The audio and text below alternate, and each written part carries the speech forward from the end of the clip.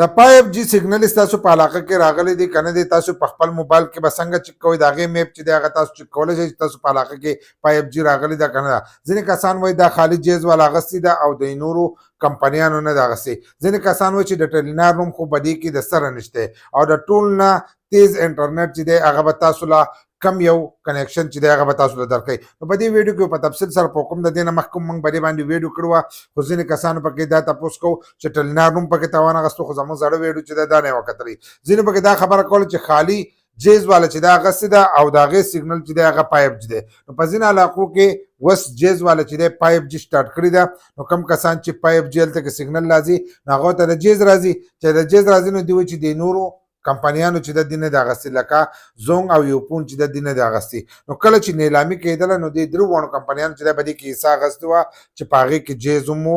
یوپون هم او زونګ چې دا مو د درو وانو کمپنیانو چې دي دا موجود وي په نیلامي کوم موجود او لیسنس چې دي هم د درو وانو ورکړی شوی دي نو درو وانو چې د هغه 5G غستی دا او بدی کې ځینې کسان دا خبره کوي چې ټلینار روم خو پکې رانه غي ټلینار چې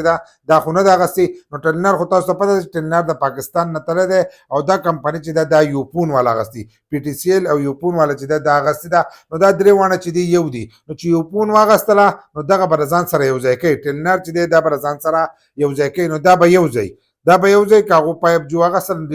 ته چې ملاو د ټلینار ته هم ملاو شي او PTCL ته چې هغه ته هم ملاو شي نو یوپون والا چې دا 5G غسي دا او د ټول نه زیات سپیډ به تاسو لکه یو درکې لکه د انټرنیټ سپیډ تیز چې دا خو د جیز والا غسي دا او کدل ته وګورئ نو سپیډ چې دا هغه به تاسو لا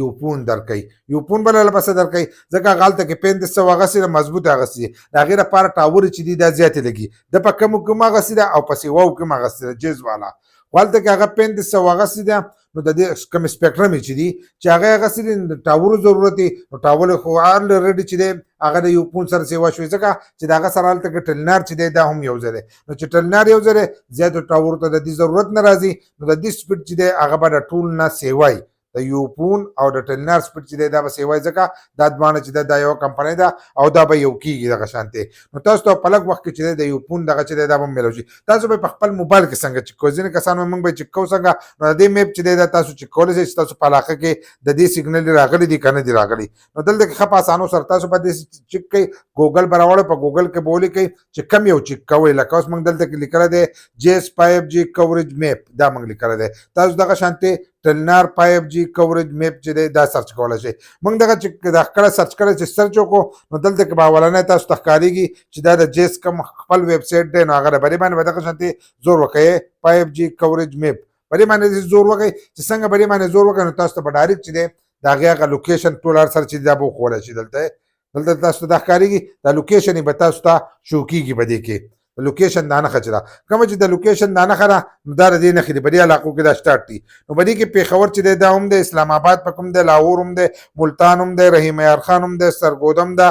او دغه شته حیدرآباد کراچي کوټه پدې کوم د پکوټه کوم پښتانه دي پیښور کوم پښتانه دي او په لګ ورځو کې کېدای تاسو ګورئ د دین نور سی وشي و چې کوم نه دادي کېدای نورم سی وشي نو تاسو دا نورم چې کولای شئ خو د ټول نمخ کې چې دا هغه جیز والا سٹارټ کړه 5G نو 5G چې دی تاسو په جیز باندې استعمال شي او په نور کې چې دی په لګ وخت کې به سٹارټ کوي ځکه چې هغه خپل ټاور چې دی هغه اپګریډ کوي لکه اپډیټ کوي مکمل سیستم چې دی دا ورخېږي نو دا غي نه ورسته چې دی تاسو ته په پاغي کې 5G چې دا به ملو شي